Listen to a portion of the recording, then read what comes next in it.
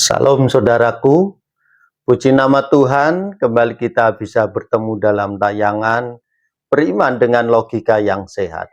Saudara, dalam tayangan ini kita akan belajar tentang pengakuan Tuhan Yesus, "Akulah pintu", yang tertulis di dalam kitab Injil Yohanes pasal 10 ayat yang ke-9. Perkataan Yesus sekaligus klaim bahwa jalan satu-satunya menuju kepada Bapa atau keselamatan hanyalah melalui dirinya. Tuhan Yesus mengatakan dalam Yohanes pasal 10 ayat yang ke-9 dengan perkataan, "Akulah pintu, barang siapa masuk melalui aku, ia akan selamat, dan ia akan masuk dan keluar dan menemukan padang rumput." Ayat ini menekankan bahwa Tuhan Yesus adalah satu-satunya jalan menuju keselamatan dan hidup yang kekal.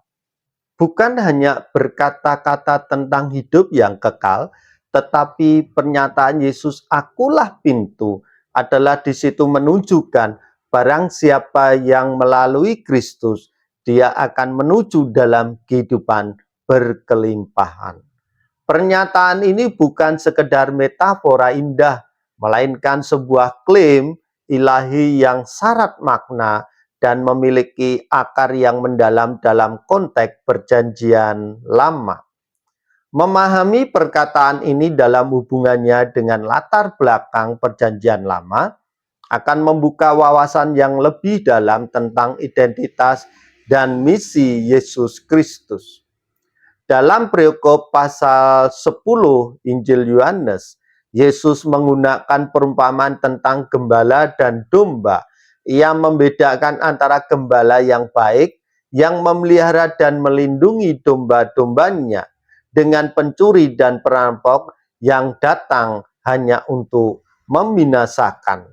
Dalam konteks ini, Yesus memperkenalkan dirinya sebagai pintu bagi kawanan domba. Lalu sewaktu Tuhan Yesus mengungkapkan, "Akulah pintu", sebenarnya apakah yang sedang Tuhan Yesus sampaikan? Apakah klaim Tuhan Yesus itu terkait dengan satu-satunya jalan menuju kepada Bapa atau keselamatan? Atau hanyalah melalui Dia? Terdapat dalam perspektif kitab Perjanjian Lama yang manakah klaim Tuhan Yesus, "Aku adalah pintu"? Untuk itu, saudara, mari kita mencermati tentang sejarah Paskah pertama yang dilakukan di masa Musa.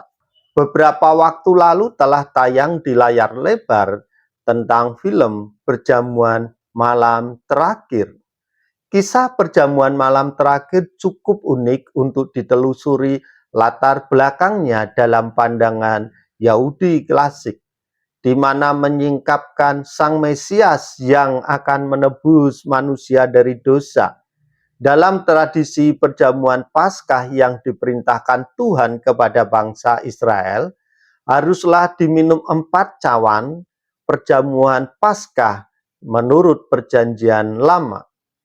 Keempat cawan tersebut menyelaraskan atau melengkapi gambar janji-janji yang diberikan kepada kita dalam kitab Keluaran, khususnya kepada kaum Yahudi.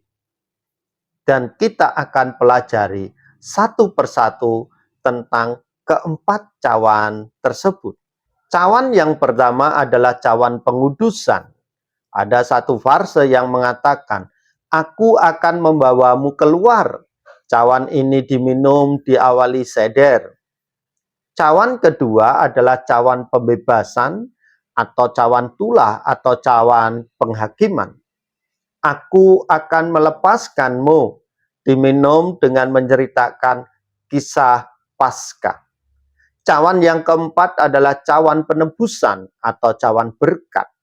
"Aku akan menebusmu", berkat untuk makanan dan api komen. Selain itu, tuangkan cawan Elia untuk mengantisipasi penebusan terakhir dan kedatangan Mesias.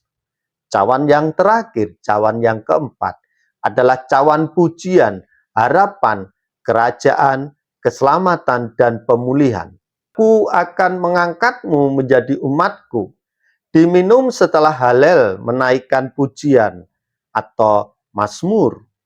4 cawan perayaan Paskah kaum Yahudi semua keseluruhannya wajib diminum oleh kaum Yahudi. Angka 4 dalam bahasa Ibrani adalah dalet. Huruf dalet digambarkan sebuah pintu. Paskah adalah waktu yang ditetapkan Tuhan untuk memperingati orang Israel mengoleskan darah anak domba ke ambang pintu dan tiang pintu rumah mereka.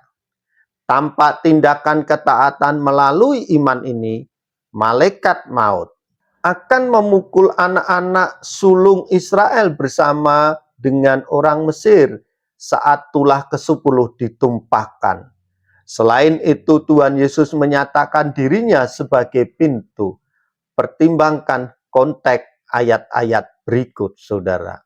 Umat Yahudi yang menjalani Paskah dan menyelami makna Paskah yang sebenarnya akan segera mengerti maksudnya. Terkhusus dalam Injil Yohanes pasal 10 ayat 9-10. Akulah pintu. Barang siapa masuk melalui aku, ia akan selamat, dan ia akan masuk dan keluar, dan menemukan padang rumput. Pencuri datang hanya untuk mencuri, dan membunuh, dan membinasakan. Aku datang supaya mereka mempunyai hidup, dan mempunyainya dalam segala kelimpahan.